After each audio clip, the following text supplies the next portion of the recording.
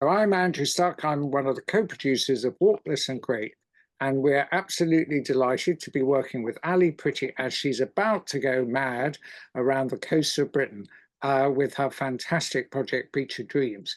And Ali is a community dynamo, really. She's a walking artist, a fantastic artist in her own right, making fantastic silk banners. And as you'll discover, if you tread out on the beach of dreams, you'll see many pendants and banners flying this May.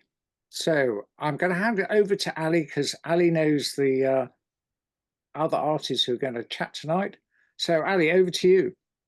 Okay, thank you, Andrew. It's a pleasure to be here again at Walk, Listen, Create. And so this has got various tendrils of connections. In fact, that's kind of the point of the work that I do, is to inspire people, to connect them and inspire them to make lots of work. And in this evening, we're going to see how exactly that works. So I run an arts company called Kinetica. We're been going for 28 whole years, and our purpose in life is to use arts to connect communities. And for the last 12 years or so, I've been doing that through including walking in my practice. And uh, I am also on the World Trail Network International Board. So the World Trail Network is what it says on the tin. It connects lots of people who manage and run and develop trails, like big ones like the Appalachian Trail, and they're sort of all over the world. And there are different kind of departments, if you like. They're called task teams. And so I head up the arts and culture task team, and our role, what we're doing is exploring the role that artists play in walking to connect people who are on the trails, so visitors and hosts of trails. And as part of that, in the first year, we ran a series of seminars inspired by Andrew's Artist Talking Walking. And so this year we've teamed up with Walk, Listen, Create on a couple of seminars, and this is the second one of them, where I'm going to introduce you to a few artists today who are connected to walking and now have connected through Beach of Dreams. So the way the evening's going to go is I'm going to give you a bit of a context of Beach of Dreams, and there are a few people here who might have heard it before, so it's always different every time I do it. And then I'm going to hand over to Ray. Do you want to just give a hi? And who's going to be our first speaker? He's one of the commissioned artists on Beach of Dreams. And really, our theme is Threads for Tomorrow, which is what Ray's working on as a theme and as a piece of work. And by chance, when I was happening to be running a project in India, in Goa, for the Serendipity Arts Foundation, I came and I saw Rachna. Do you want to say hello? Rachna's exhibition, which was at the in Goa, and she told me about her project, which aligns very strongly to what we're doing with Threads for Tomorrow with Ray. So we've already kind of had our first connection virtually, and then Andrew has connected us to Elspeth, who might be like to be called Billy, who's talking about her project Thread and Word, and there is a thread of connection between these different projects, and so that's what we're going to explore today, the concept of Threads for Tomorrow. And so we're going to do those casual presentations, but we kind of thought the best thing is probably to go through the presentations and then go into a discussion. But if throughout you need a point of clarification or you don't understand anything, do say. But otherwise, then I hope that we'll have a very fruitful discussion. So I'm going to start with a whistle-top tour of Beach of Dreams. Beach of Dreams is nearly here. It's a UK-wide, well, in fact, it could be a global-wide coastal arts festival that's going to happen throughout May 2025. It's presented, as I say, by Kinetica. It's an invitation for people to take part across Scotland, England, Wales, and Northern Ireland, and in fact also to do pop-up events if one might like to. Like I'm hoping that Rachna is going to do one in Mumbai, on any stretch of coastline, in any day of May 2025. And why are we doing that?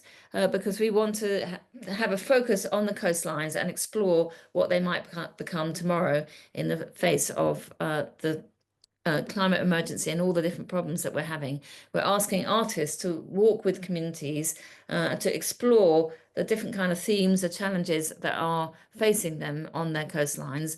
And through creating artworks and having these conversations, we hope that it's going to activate more people to take care of themselves and their coastline, to create healthier and happier and more sustainable communities for future generations.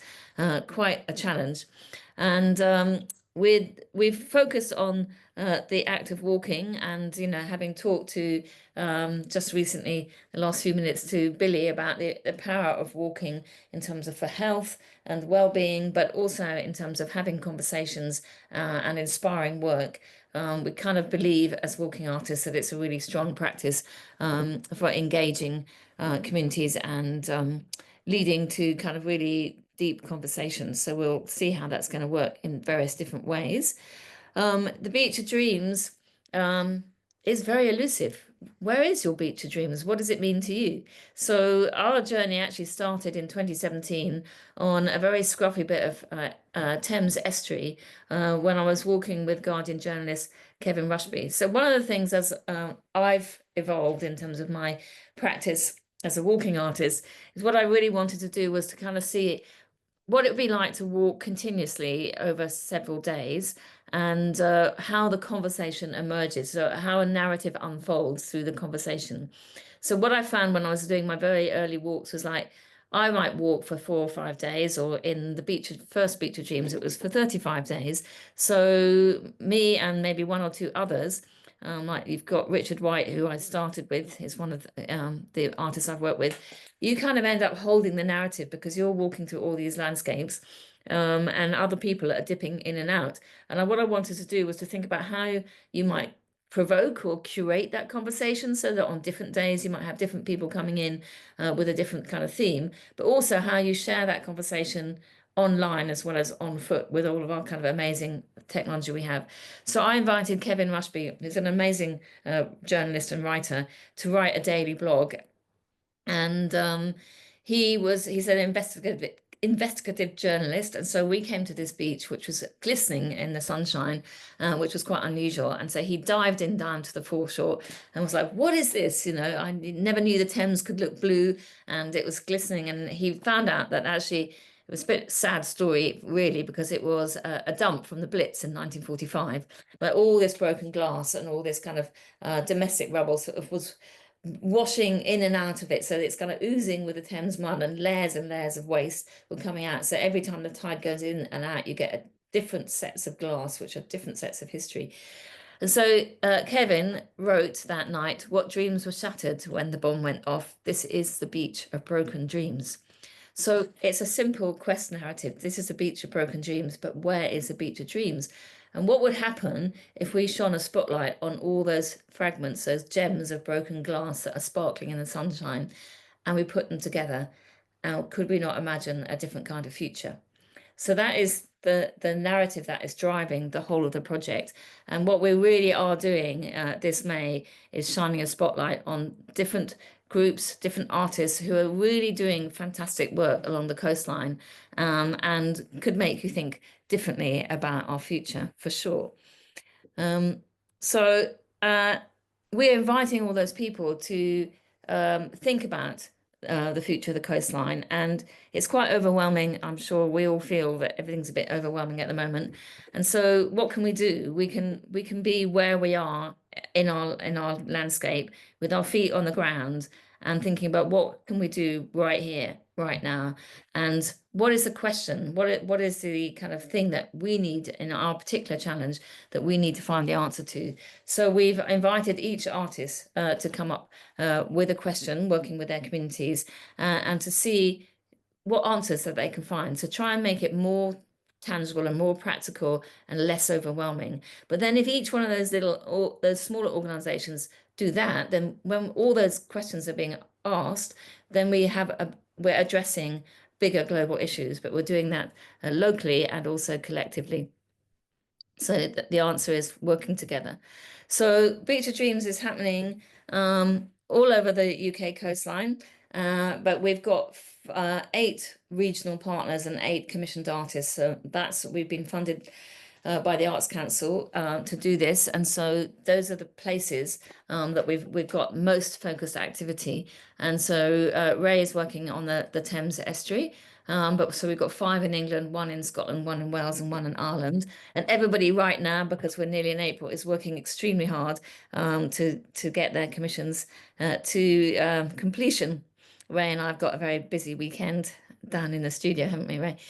So the thing that holds all these different parts together are the Beach of Dreams silks. So we did this Beach of Dreams first in 2021, where we never knew that it was going to take off internationally or nationally. And we invited the people of the East Coast from Lowestoft to Tilbury to adopt a mile of the coastline. And when they adopted that mile, we invited them to tell us why they were so attached to that particular mile, and then to imagine looking out to the horizon what this mile would be for their great grandchildren.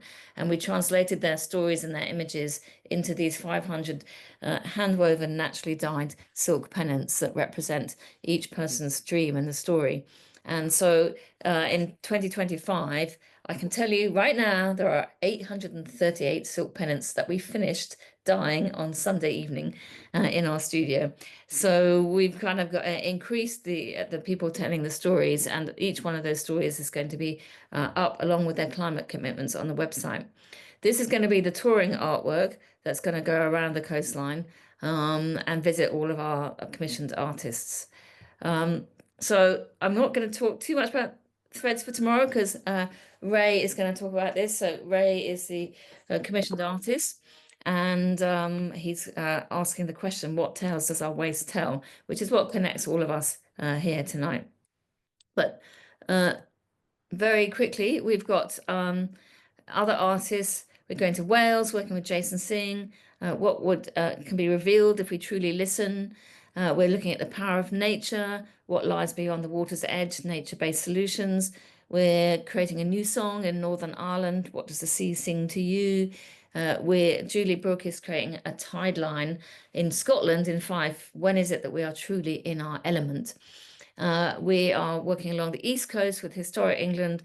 What role does the shifting coastline play in shaping our collective dreams? Working with all sorts of communities in Great Yarmouth, Harwich and Orford Ness. And the finale performance in May will be the Beach of Dreams Village, which is made out of bamboo. And we're looking at how temporary sustainable structures can build shared identity and learning, exploring the power of community with Out There Arts in Great Yarmouth. So it's kind of a really packed program. And then in September, we're having an event which brings all of those climate commitments together. And we are asking how can the water move us? And we'll be exploring what is the legacy from this incredible journey that we've made. Will we keep Beach of Dreams going? Will Threads of Tomorrow become a separate project or an ongoing project? So that's kind of the overview. And I don't need to really tell. Well, you can have, if you suddenly feel like, oh, like I think Billy's going to be doing an event, so she's going to upload her event. So we've invited other people to upload their Beach of Dreams events, that there are pop-up events in between the main ones. And currently today we're at 61 events and counting. So that is really a little bit about Beach of Dreams. I'm going to stop sharing because this isn't all about Beach of Dreams. But if you did want to get involved or know more, we can discuss that later. But you can also go on the Beach of Dreams website and sign up for newsletters and get involved on that level. So that's the context. And I was really super lucky to meet Ray in a sort of seminar or presentation on natural dyes and the future of textiles in Oxford. And we realized that we had in fact met before, and we're really inspired by Ray's philosophy, activism, and his own creative practice. So I invited him to be a Beach of Dreams artist, and he can now, I'll hand over to you, Ray, and you can tell us all about it. A lovely introduction to me. I hope I'm matched up. Let me play from the start. Firstly, hi everyone, I'm Ray or Rahim Rahman. And very quickly I'll tell you like how I've known Ali for so long in a weird space, because I grew up in a youth club basically in East London, and that's where Connecticut was based many years ago. So I watched Connecticut do these insane festivals all over London, and it's weird kind of seeing that 360 kind of come back. But I am a sustainable fashion designer. That's kind of like my main premise. That's kind of what I've been working in. I'm currently at my other job as well, where I teach fashion at Central St. Martin's. But I also make films, and I try to find ways to use creativity to kind of be about change. How can we use our art to convince people to live better, to live longer, and to love the planet that we're on a little bit better? But that is a very brief synopsis of all of the random stuff that I do. But just to speak a little bit more about the commission for Beach of Dreams, the project has kind of evolved, and this is what it's ended up looking like. It's called Threads for Tomorrow, and obviously it's launching in the Thames Estuary in Thurrock, so if anyone is nearby, please do come. It'll be on Saturday the 3rd of May. But the title for the whole project is called What Tales Do Our Ways Tell? And this commission breathes a new life into the discarded materials, which I know Ali touched on. Because obviously there was the pennants that were on the last commission, and they were ruined by the wind, which I know that Ali touched on as well. And the idea of this project was to kind of like give that a new life, but a new meaning, that it can kind of move on and be a new project of its own. I won't read it verbatim, but the commission centers on the embroidering of the 500 beach pennants, the silks damaged by the storms alongside the south coast in 2023. And obviously led by myself, I'm working with 8 sewing groups along the Thames estuary to recreate silk panels using the art of embroidery and natural dye. And we have done numerous amounts of embroidery workshops all the way throughout. I think in total it's been about 6 different embroidery workshops, just to kind of get people to share amongst themselves. Because another thing that we've also learned from working with the sewing groups is that there's a lot of skill in all of these groups, and in total there's about, across the 8 sewing groups, maybe over 40-50 people, and each of them had a different skill set that they could share. So we changed tactic, and instead of inviting an established artist who works with thread and embroidery, we were working within our own network to be like, who can we bring to the forefront, who can we give that opportunity to, which has worked really well in our favor. Let me just, oh, there we go. Alongside it as well, we're also working on a costume with Sarah Doyle, and she's working with the South Essex College students to kind of make the central piece to these 2 boat structures, which will make a lot more sense towards the end when you see the videos. But there's 2 boat structures and a costume that sits in the middle. And again, the costume is following a very similar method and ideology, which is thinking about how can we use waste to build the art. How can we use natural dye to kind of enhance some of the natural dyes that Connecticut are very good at building as well. So what tales do our waste tell? So we're using the waste collected from the local beaches to create the panels, to highlight the impact of climate change and the collective effort, to incorporate loads of embroidery techniques. And the message we're hoping everyone will take away from them is to engage them with the legacy and the impact of their actions, to really get them to think about environmental stewardship and culture. And I was saying this earlier, a lot of people haven't been to the beaches by where they live. And this is a picture of me with one of the groups on one of the walks. Each of the groups were asked to do 3 walks each, one around research, one around design development, and one much more closer to the completion. And the idea was that they would go to the beaches and clean them, and in that cleaning kind of like start speaking about what do they find and what does that say about where they live.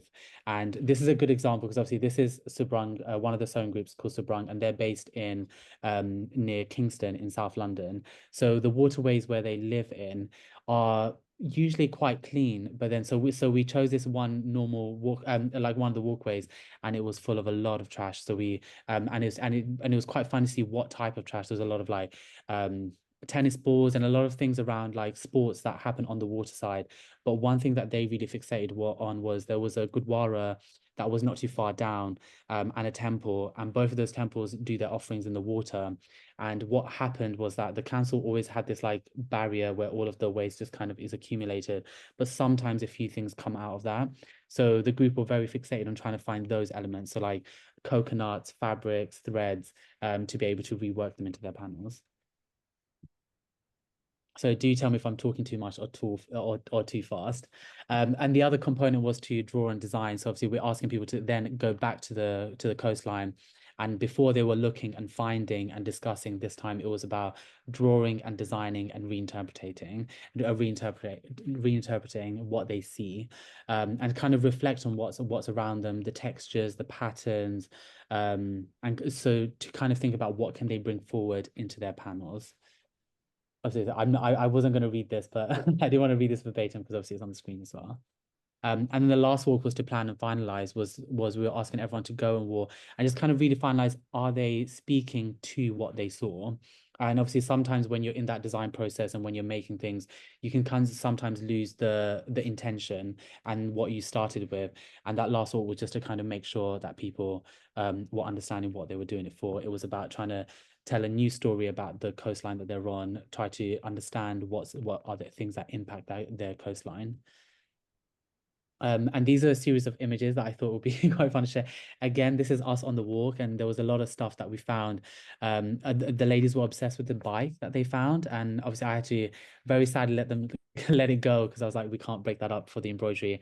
But they had someone who works in a garage, and they were like, oh, we'll cut them up into small discs and all this stuff. But it was, and sadly we had to leave it back alongside one of the bins, hoping that the council would pick it up. But a lot of stuff we found were from the homeless people who would also sleep alongside the water, which is also quite sad. So obviously all of that stayed intact, but it just was something for them to kind of discuss along that walk, is to see how many homeless people were now living in the rain. This was all our findings after we'd washed them in the in the water towards the end. And it was funny that it was raining the whole day and it ended on a sunny day. But and a lot of the women had never come down to Teddington Lock, had always gone to the town. Obviously, Richmond Town has got loads of beautiful restaurants and cafes, but some of them had never been to that waterway. And I think that's what is a very good, like that is what's grounding the project in a lot of the ways, especially with the young colleges that we're working with, is to get young people to go to the coastline too. This is what some of the trash looked like in the end after we cleaned it. So this, you can see the variety of stuff that we found, from ropes to a lot of beer cans. But the beer cans allowed a lot of texture to kind of come out in the work. And there's a lot of workshops where they were unpacking what they found and discussing and talking. Obviously, this I actually remember this moment they were actually arguing about some of the trash that they found, and just kind of starting to map that out. And then try to place it onto the embroideries to kind of see what's the overall story, what's the message we want to show around the part of the coastline and part of the Thames estuary that they live on. Another core component are the workshops that happen, which each of the workshops, and obviously this is where the conversations around sustainability, environments and walking along the coastlines continuously happen in the spaces. This is a good example. So these are the embroidery workshops that we do. And a lot of the women have continued these workshops in their own community spaces, in their own sewing groups. This is, for example, this is Yasmin, and she lives in Purfleet, and she's grown a very small group into quite a big group. Initially, when she joined the project, there's only 3 of them. Now there's about 12. So the word is spreading, and I think what's really lovely is seeing all of the stuff that we've designed for them to learn through the embroidery workshops. They are really quickly transferring that skill onto other people, and we're hoping that chain reaction is going to change a lot of the ideas that people have around sustainability and waste, and especially art. And a lot of the times, a lot of people were learning embroidery for the first time, because I think another big conversation that was coming up is that I think people just expected people who are of a certain age to always know embroidery, and why would they? I was like, a lot of the times, what I've come to learn is that they were like punks, so why would they like punks that were not like? So it was very different. So it was just getting people to understand and learn all the many different ways of doing embroidery onto your fabric. Another part of the project was the natural dyes, and obviously this was very much centered on the walks. So a lot of people did extra walks to go and find things along their coastline that they could use to create natural dyes. So looking to what is like what grows in abundance around them. This was an example of a lot of stuff that they found and putting them into these jars, boiling them to potentially create this tint. And a lot of the times these are experiments, these are naturalized experiments, but it's getting people to, again, it's the idea of going to the coastline, walking, gathering, and then bringing it back and trying to produce something. So this was one of the finds, and it actually didn't make the best pigment, but this was because they were all in small jars, but again, experimentation. So you can see the 3 different colors that one of the groups made from eelgrass. Another component was the design process. So obviously you can, this is a good example of how that walking and taking images and designing happens, is that all of them were encouraged to take loads of photographs to kind of build them together to kind of what that embroidery would look like. This is one of the groups, Kite Spirit, and they're very close to where Connecticut is based. So a lot of what they were finding was very beautiful already, and they were quite skilled in this. To then do the design development. I know the jump between the 2 slides are quite, but it's to get people to walk, to observe, and to draw. This is a picture of what the design process looks like when reworking with some of the silk panels from the other Beach of Dreams, and how they were building up, and what the waist looks like on top of it. And to start playing with some of the stuff that they found, whether it's glass, stone, ceramics. This is a fun video, and obviously on the side is sandwiched with images of Ali of what the 2 structures look like. So obviously everyone's looking at these shapes and they're like, what's going to happen? It's these shapes here. So each sewing group has an embroidery. It has a panel to embroider, and we're hoping in the end, and now it will move like this with sound, with light, with all the embroidery on the panel, because we're hoping people would look at these embroideries and be like, wow, they're beautiful, come up really close now, start to see what the work would look like. And this is my last page, so you can actually kind of see the detail that these sewing groups are going to. So you can see all of how just purely walking has inspired them to make these beautiful things that look like great representations of what they saw on these walks, what they found on these walks, what they drew on these walks. And in a way, it kind of like, this was one of the great projects where I really got to amalgamate all of the stuff that I love, which is natural dyes, very much embedded in my natural practice. So kind of seeing it come alive here. Oh, sorry, that's not me. To see it come alive in this project, and especially with the use of waste and embroidery, and not only just embroidery from all over the world, and people share that skill, I think has always been a highlight. And like Adi said, this weekend we have the big task of getting these panels that are beautifully embroidered to the millimeter, to the centimeter, to get them onto the panels by making eyelets in them. And yeah, so hopefully when everyone comes on to the T100 Festival, you will come and see them. But thank you. Very good. Thank you, Ray. That was absolutely brilliant summary of such a complex project. So we'll come to a discussion more of that later, but that leads nicely on to hearing from Rachna, who we appreciate. It's like the middle of the night for her. She says she's not been feeling very well. But, you know, I just really love the way this kind of connections has evolved. And, you know, this project is just connecting people so beautifully. And I'm sure it's got a very long life because there's a lot of work to do. So, Rachna, over to you. Hi, Ali. Hi, Ray. Thanks for having me here, Andrew. And yeah, sorry, I'm really a bit tired, but so yeah, my project has been happening on the coastline of outside of Mumbai. It's across the bay from Bombay, and it's a place called Alibaug. And I have my studio there. And basically, the project started with me walking on the beach.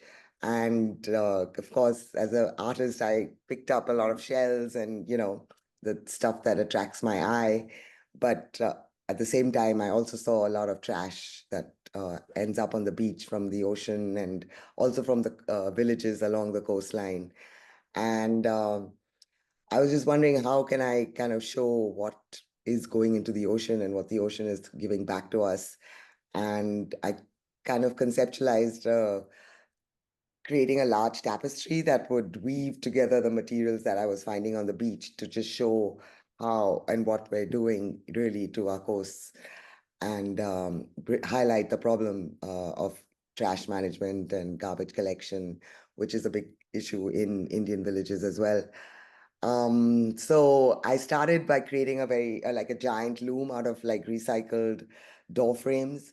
And while I was started this project, I worked with my cousin, who's also a textile designer. She was teaching me the basics of weaving, because I'm an environmentalist by training, and then I got into art as a way to kind of just discover myself and also discover my connection with nature, to find a deeper connection with nature, because I feel the creative act of using our hands brings a different kind of intimacy and a different kind of relationship. So in the process, I came across a organization called Sustaina India, and there was a call for a fellowship for artists to work on climate change, like art for climate change.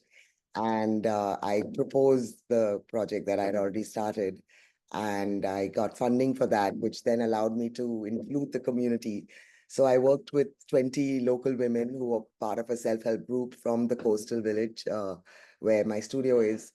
And it was just an amazing process, because we started with one idea, but then it just grew into so many other things, because uh, one is like, of course, we collected like 75 to 80 bags, like big cement bags of trash, and just the whole process of getting intimate with the materials that were thrown on the beach, and washing them, cleaning them, sorting them, and then preparing them to create artwork, just created a different relationship, I think, for all of us to what waste is, and what do we call waste, and where does it come from, and also why is it waste, really. And while I was doing this project, my friend Ashwini, she's also here in the group, she kind of started documenting the work, and put together a little film, which I think we'll be screening it. Ali, are we screening it? Yes, we're trying to, I think. Okay, great. And so it was just a beautiful kind of bringing together the three aspects which I kind of talk about with respect to my studio, which is creativity, community, and consciousness. So the whole conversation kind of, one was to first connect with the ocean. And like Ray was saying, that many people hadn't, even though they lived on the coast, they hadn't been to the beach. They did rarely get time to actually walk or to connect with the ocean in that way. And we did a few sessions on the beach where we just kind of closed our eyes, allowed the sounds, the smells, the textures to filter into our senses, and then respond to that. And then bringing that into the studio and co-creating with the women, because again, there was a beautiful skill set amongst the ladies themselves, with a lot of them doing macrame and crochet, as well as making nets, because a lot of them are fisherwomen and farmers, and embroidery. Some of them also were skilled in embroidery. So from creating a tapestry, we also moved into just creating lots of art objects. And I think what touched me the most was the women kind of reflecting back on the process, and what we co-created was how they felt. Like, I felt like what the project did was create like a culture of care, and we basically restored dignity to like not only the environment by cleaning up the beach to get the raw materials for the art, but also restoring dignity to ourselves, because the women, for the first time, they felt that their work was being recognized. Otherwise they say, yeah, we sit at home, we eat, we cook, we look after our children, and that's about it. But these were, so when we started the project, I asked them to first create with the waste material. And I mean, it was just great that they even were willing to pick up that waste, because in India, like, waste is like really, not something you go close to or want to even engage with. And they did it quite like willingly and just more out of curiosity, like, let's just see what happens. And yeah, and then we came up with little tiny objects that represented their connection with the ocean and the environment. And yeah, so we restored dignity to the environment and to the materials themselves, and also to ourselves. And so that was what we did. And then we did the show went to Delhi and was adjunct to the India Art Fair. And I think people were just amazed as to what we do throw into the ocean, and creating these conversations around sustainability and sustainable lifestyles. And now the women continue to want to do something to even prevent the trash from reaching the ocean, because in India, at the village level, there is no waste disposal actually. So it's up to people what they decide to do with the waste, and invariably it ends up in the ocean when you are living on the coastline. So we started a small initiative to start collecting plastic from house to house, and then connecting with a local organization that recycles it and sends it to the appropriate places for reuse. So, and then we did some other things of making products out of khadi, which is this in natural fabric, hand-spun fabric that was Gandhi's symbol for freedom as well.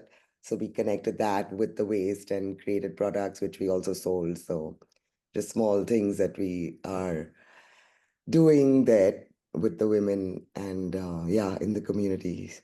So that is.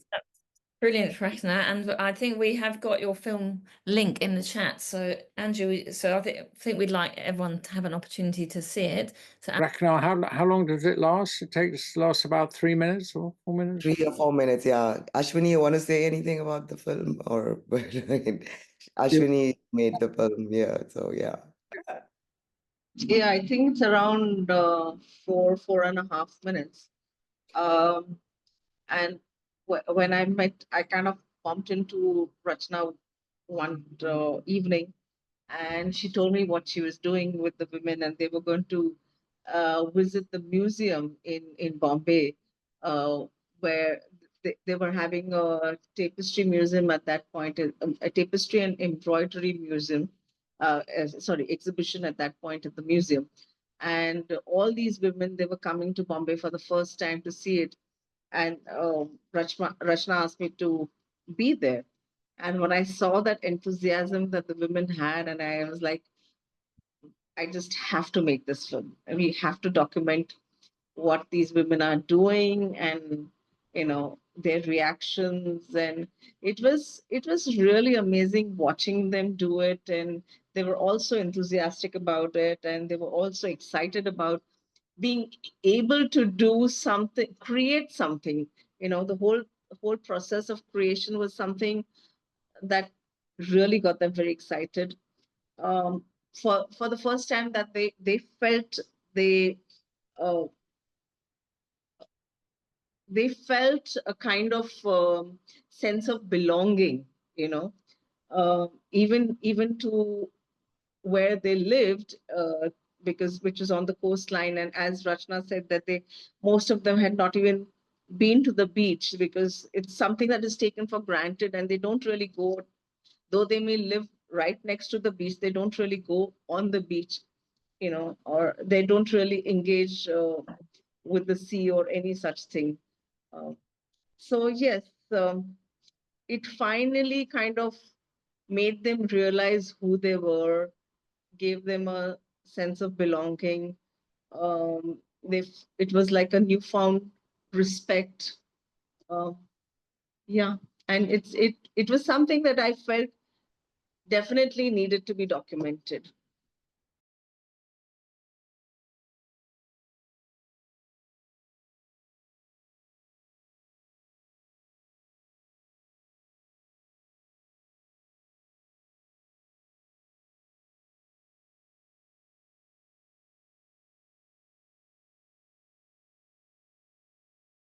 well, that was we'll come back to that, but thank you so much, Ashwini and Rachna, for being here and bringing that, taking us right there to that beach. It was so beautiful, beautifully made, and so powerful.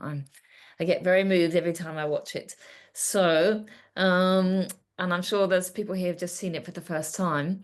And I'm going to hand now to Elspeth for her follow-up on that and presentation, because I think the work that she's been doing in East Kent, it kind of follows on quite nicely from that and is very relevant addition to our conversation today. So Elspeth, over to you. Yes, I want to say thank you for that, and thank you for inviting me. I feel a bit overwhelmed. I think the beauty of the projects that you've shown and the thoughtfulness and the caring is just, yes, it's left me quite, moves me. And I wasn't sure what to expect when I came, having been invited as a sort of pop-up, if you like. So I'll just say a little bit about what I've been doing, which hopefully maybe we can do something with Beach of Dreams. But weaving is central to my creative practice. It's inspired by my Argentinian and Bolivian heritage.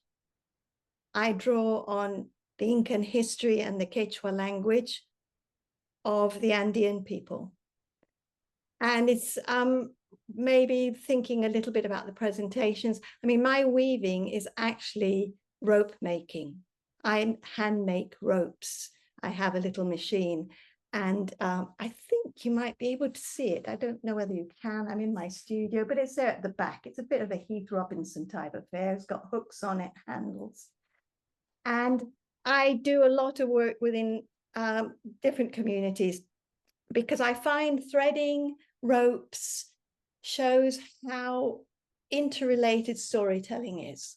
Rather than linear, it's about the layering, the multi-layering of very, very many stories.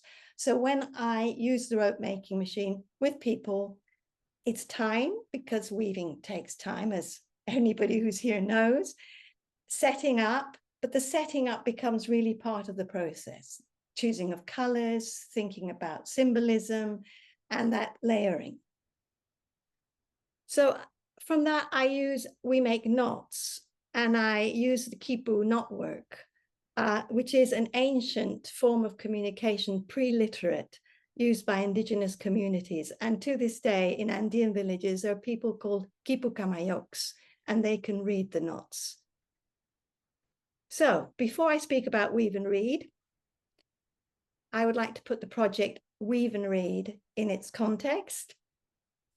My practice is inspired by a poem called Thread and Word by the Chilean artist and activist Cecilia Vicuña. It was written during Vicuña's residency in Edinburgh, of all places, at Inverleith House in the 1970s. And this, coincidentally, is the same time as I arrived in the UK as an overseas student, which I've always been sort of, I discovered this through another project, and it just sort of fascinated me, these serendipitous moments. The poem was written as part of Precario. This is 1970s, right? Precario, an exhibition in which Vicuña stated that an object is not an object. It is a witness to relationship. And I think that that is quite important, that all these things that we put together and we place, all these objects, are witnessing what is going on. And I felt that very much with the pendants and the embroidery and the flags and the weaving. These are witnesses of storytelling. Vicuña calls the objects basuritas, which in Spanish means small bits of rubbish.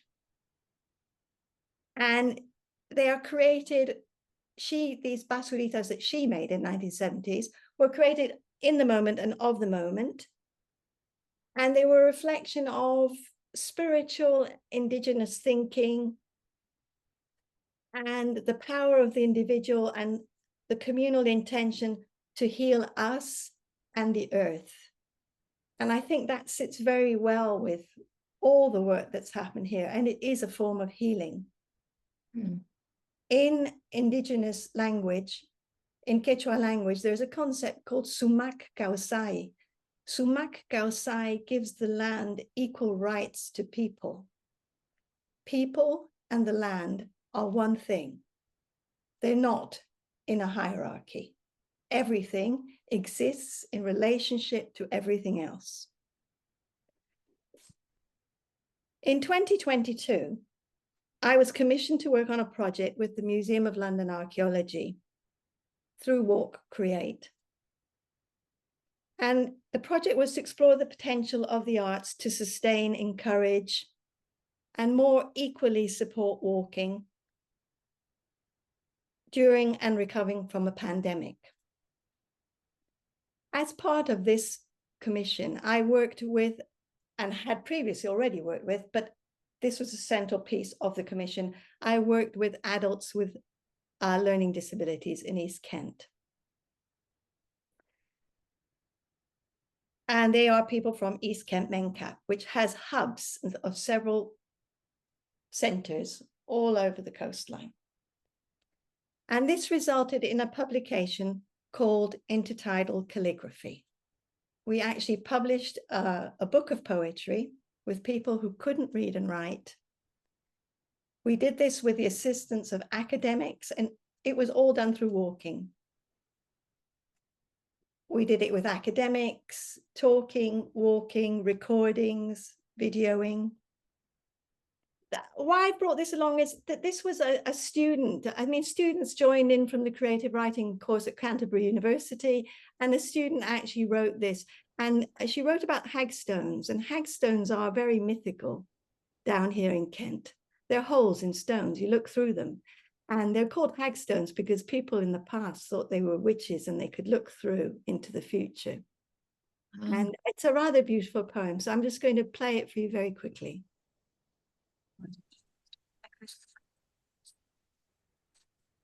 Stone looks like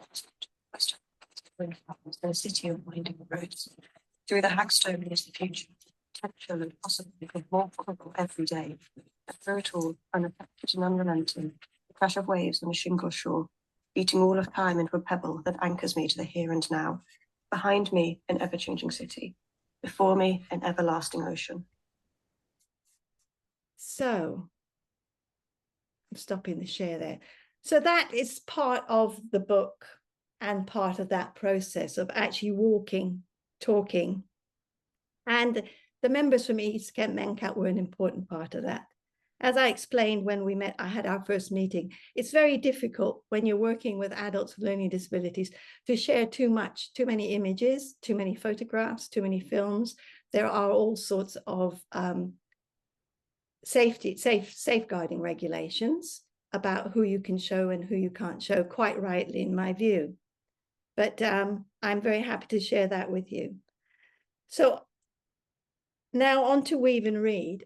In 2024, having worked with East Kent Mencap on this wonderful project, and did I say that Intertidal Calligraphy ended up in the National Poetry Library at the South Bank, which we were hugely proud of. They came and they took 5 copies, and it's in their collection, and it's a publication by people who cannot read and write. There's QR codes, you can listen to things. There's drawings that they did in there. It's a really lovely piece. Huge credit to all the members who participated. So in 2024, I became artist in residence at East Kent Mencap's Herne Bay Hub. My residency combined 2 key elements of my practice, weaving and writing. I invited members to join me in Weave and Read sessions. Here, poetry is read aloud, with the words as a starting place for weaving together ideas and relationships. The concept of weaving here is both literal and lateral. Many of the participants who are adults with learning disabilities and cannot read and write have shared that they enjoy looking at the patterns of words on the page.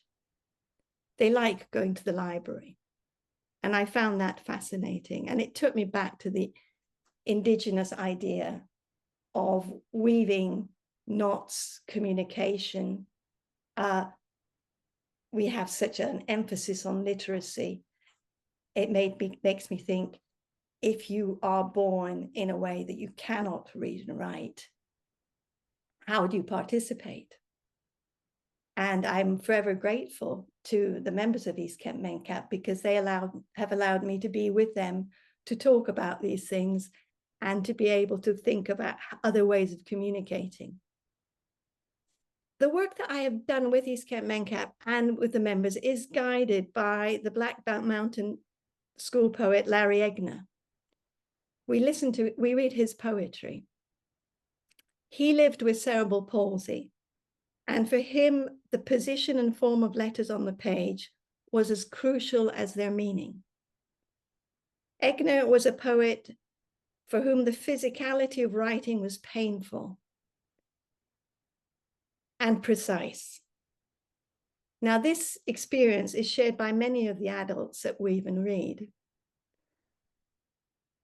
As you'll see, I hope I can show you a photo in a minute, we built a 3-meter high loom. And the physical act of weaving and the manual dexterity, these are tough things, you know, it doesn't come that easily.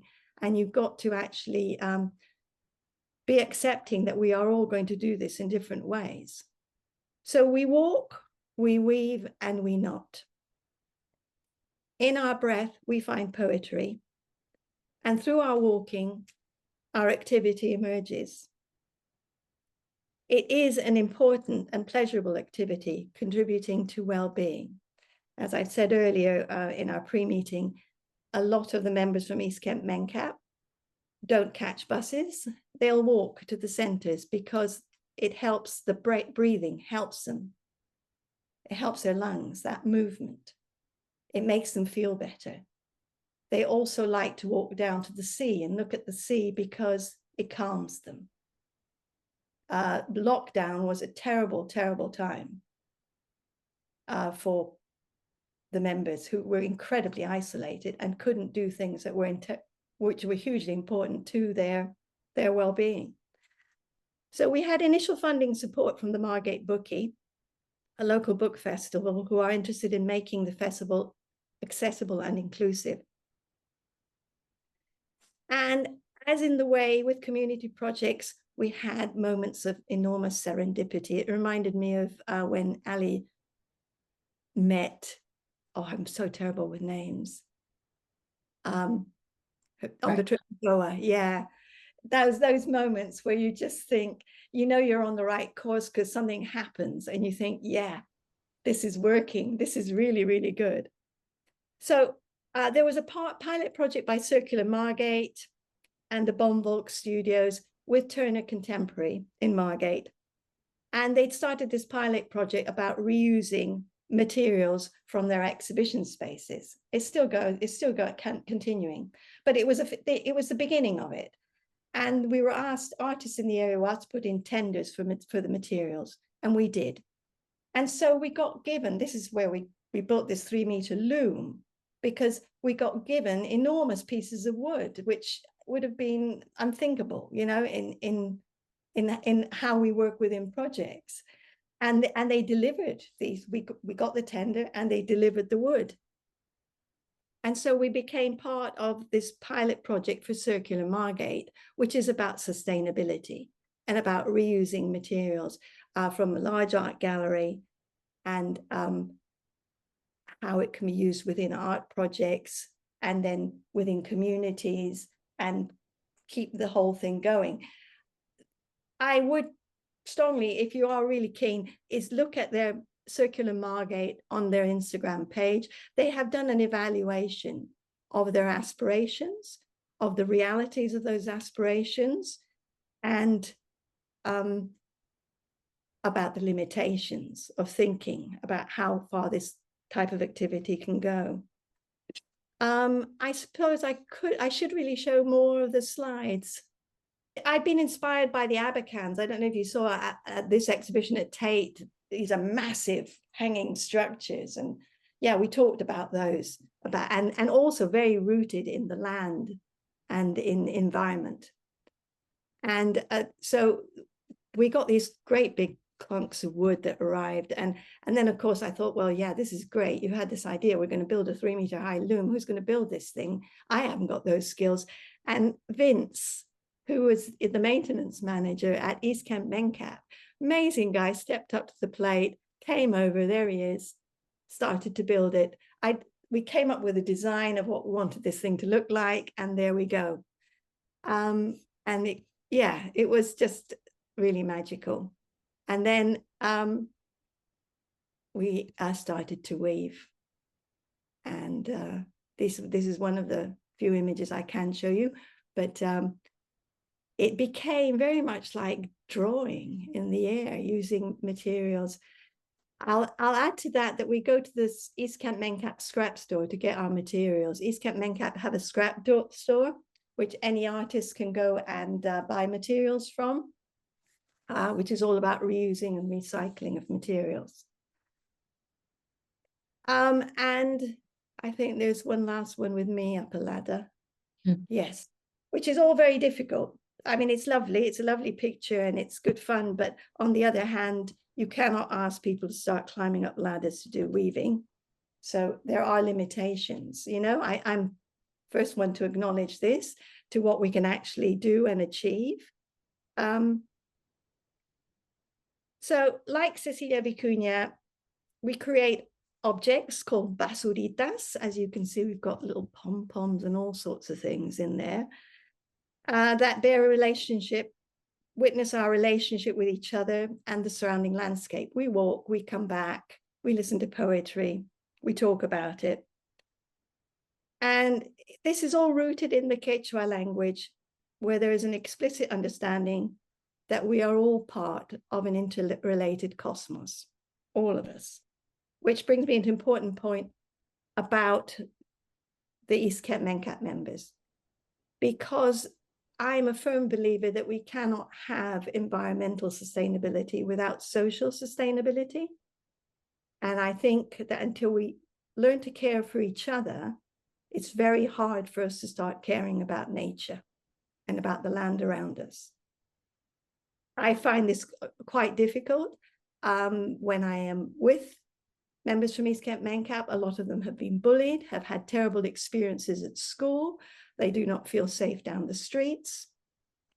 So, in as much as you want to sort of do things and bring them out and be part of things, they are actually very scared, and understandably so. So you have to think very carefully about how they're going to get there, how they're going to be looked after, how they're going to be received. Are they going to be listened to? Are they going to be given respect? In a very intimate scenario, I'm amazed at what I learned from adults with learning disabilities. They have so much to offer and a great understanding. And we've got a sewage problem in the area. Everybody's got sewage problem. They understand it all. They can talk to you about sewage issues with pollution. They understand it all. But it's about being able to listen and giving them the confidence that what they have to offer is of value. So I've had a little bit of a break off Weave and Read because I needed time to think. And this has been good because it has brought me back to thinking about where we're going to go. I've been able to reflect on the successes and to evaluate the difficulties in navigating the barriers to inclusivity for adults with learning disabilities, particularly in the context of festivals. The Margate Bookie were very keen for us to be involved. It became very complicated. The priority for all East Camp Mencap projects are the members who attend the centre and the skills and enjoyment that they get from taking part in projects in a safe environment. So that, to me, is of paramount importance. So for Beach of Dreams, I think I've already been in touch. We've had conversations. Everybody's very keen. I think we will walk together in Herne Bay. We'll share our stories. We'll probably do a lot about surfaces, touching, feeling materials that surround us.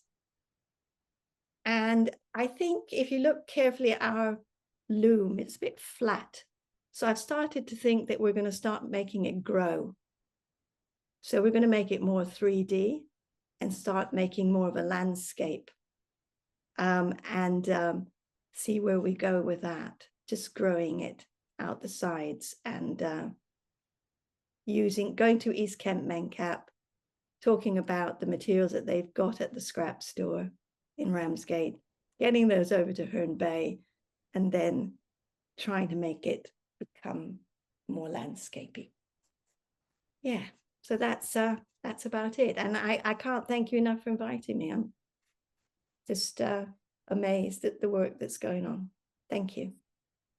Wow, thank you so much, Elspeth. That's really beautiful to hear your story and the development of it, and also the roots of it from the poetry and the indigenous belief systems that make us think that are a different belief system to the one that dominates today.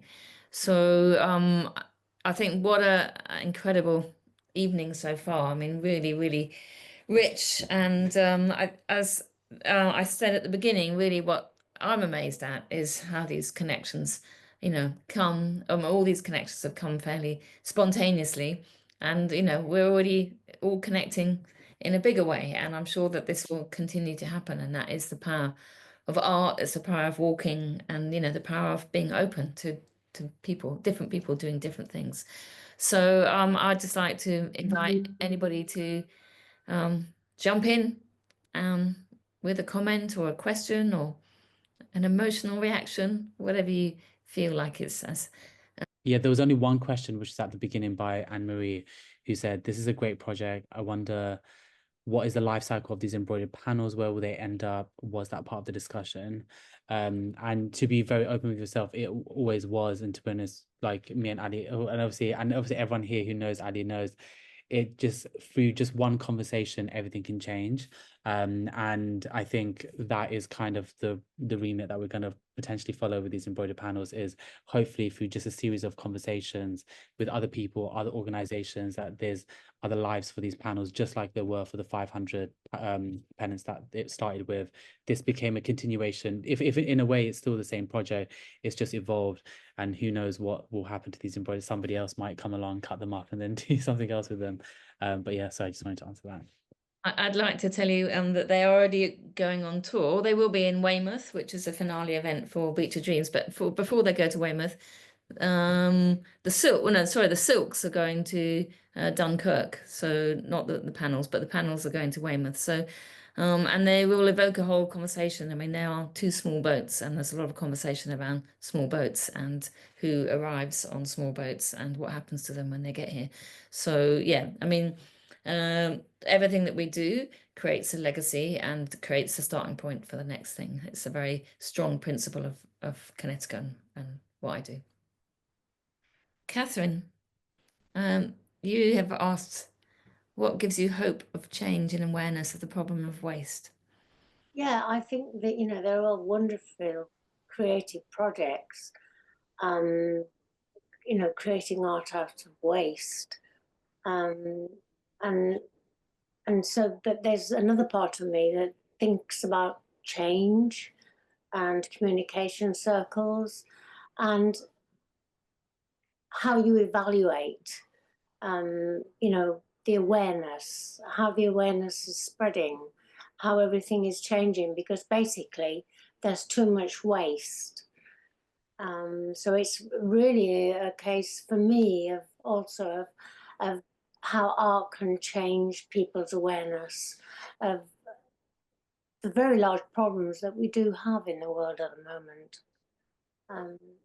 particularly in connection with waste, which is a big question, I know. So, Yeah, I think Rachna would like to speak to that.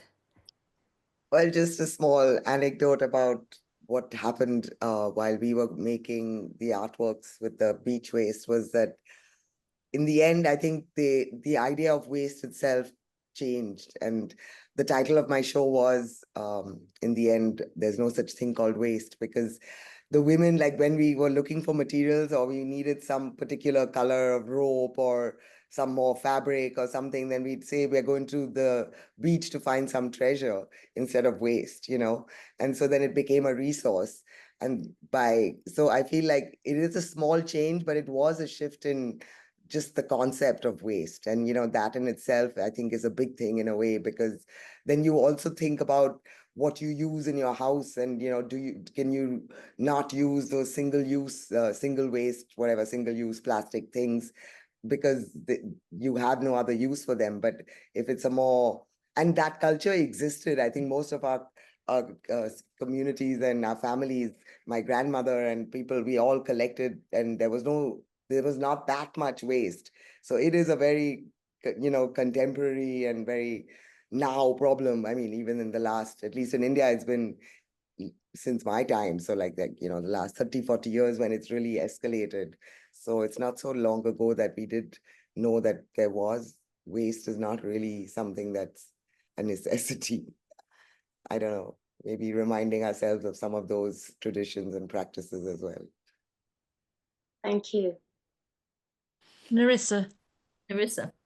I want to say I was slightly jealous of your treasure, as it were, and your waste and things. That I did a project up on the Fylde coast looking at the issues that they were having with plastic waste on their coastline and things. And and as part of that, we did a beach clean and things like that. But our waste, even washed, it was not possible to use it in any way. And some of the main things that we found were wet wipes and sanitary towels, that was kind of a real bulk of it. And so in a way, with our project, we looked more at representing them and looking at how we used kind of clean domestic waste in preventing it getting to the beach and things. So yes, and I completely agree with that in saying that, using the word waste, often we think of rubbish, and that renaming it's materials that need a new job. Here we are. Sorry, I actually have to go soon. There's such wonderful, inspiring talks from everyone. I really enjoyed all of those. I was just wondering, what's the best way that people can come and see some of this work? Should we just subscribe to Beach of Dreams and then we can pop along to anything that's in our area, or make a pilgrimage there? Pilgrimage is the right word, yeah. Yeah, so if you it's beachofdreams.org is the website, and all the list of the events is there. If I think Elspeth is going to be a internal event, but she will tell us about what she's doing. But there are lots of others, and the Threads for Tomorrow, as Ray said, is launching on the 3rd of May. Where are you, Anne-Marie? Oh, I'm in London. Oh yeah, so you could come to Tilbury on the 3rd of May. That would be really great. And if you want to walk, I don't know if you were there right at the beginning when I talked about the Beach of Broken Dreams. So I'm going to lead a walk from East Tilbury to Tilbury to the commission, where we start on the Beach of Broken Dreams and we talk about the things that have inspired us to do this work. So that's quite an early start, but you can get a train to East Tilbury. It's at 9:30, but the event is at 1. There'll be a procession, which is probably just before 1, appropriately at the World's End pub. It's really incredible. There is a pub called the World's End, and that's where we're starting our new beginning. So yeah, but if really, I've advised people to sign up to the newsletter. We're sending newsletters out once a week, and it's a growing movement. And I was so excited really about these connections. I thought, oh my gosh. So yeah. Great. Thank you very much for that. That was wonderful. It's very inspiring. Good. Thank you. Hope to see you there. Yeah. Rosie. I just want to say thank you all so much. It's such a, I love the fluidity of how we've been able to, I feel like I've been following a coastline, but it isn't just England, it's this huge layering. And yeah, I think you've all worked so hard, and it's really inspiring. So I'm really looking forward to being part of it, or seeing it, or yeah. So thank you all very much indeed. I'm just going to jump in quickly and say, again, a moment of serendipity. My grandparents migrated from London to Buenos Aires, to Argentina, after the First World War. and they left from Tilbury. And Ah, he said you were having the celebrations at Tilbury. I looked at my husband and I said, oh, you know, that's where they went off, and they were migrants, economic migrants. They had no money. They couldn't speak Spanish. They arrived in Buenos Aires and they were processed through the Hotel de los Inmigrantes because they were migrating, to try and find jobs. Yeah. Are you able to come on? I'm hoping to, yeah. Yeah, that would be great. Then we can also meet you in person. You know, and there were also many trips from Tilbury to India and the other way around. So where we get our silk from in West, so the silk we get is hand woven in West Bengal, produced on the River Hooghly. And the woman there who runs the West Bengal Crafts Council, she came to Tilbury, the first female student of Chelsea School of Arts, and she came in the 1950s. So yeah, fantastic. So there's that connection. That's one of the reasons why we want to start it there, because it's the gateway to the world, the River Thames. Yeah. So yeah. Fantastic. Well, I think our guests from India must be very tired. I feel quite tired myself from such an action-packed session. So I think we'll say good night now, and hopefully we'll reconnect on the Beat to Dreams and through Walk, Listen, Create. Thank you, Andrew, very much for hosting this for us. It's really great.